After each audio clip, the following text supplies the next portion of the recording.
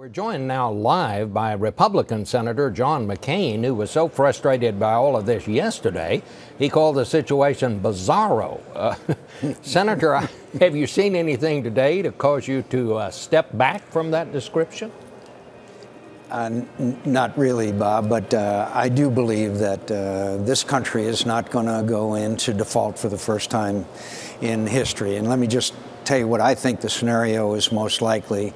First of all, the Republicans that are very reluctant to vote for this short-term fix campaigned on the promise to their voters that they would make very deep and significant cuts. So I'm in some sympathy with the dilemma that they're in. But I believe that sometime tonight that Speaker Boehner will get sufficient number of votes. They will send it over here. Harry Reid and the majority over here will vote it down. Harry Reid will not be able to get his version passed either, which, by the way, has not got real cuts in it, but it does not have tax increases in it, unlike the president's present stand.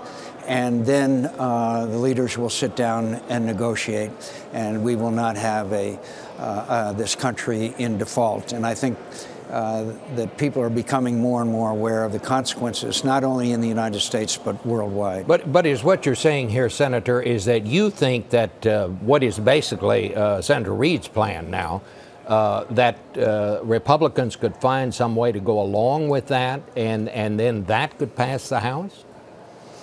I do not at this time. I certainly wouldn't because it has like $1 trillion in cuts in spending based on our withdrawal from Iraq and Afghanistan. That's just not real.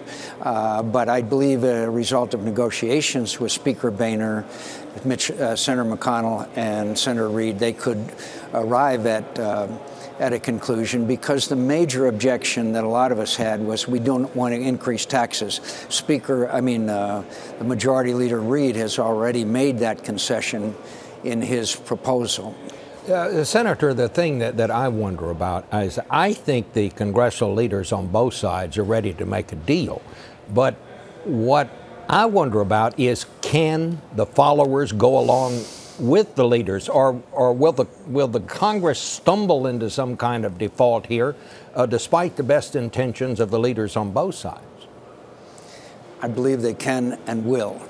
How soon I'm not clear on. It may require some kind of a warning shot. For example, watch the markets tomorrow, the financial markets around the world.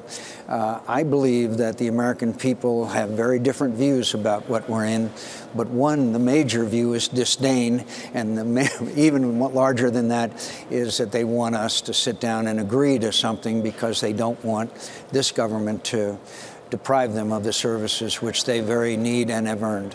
Okay, so bizzaro still stands, but you think that they will find a way. Thank you, Senator.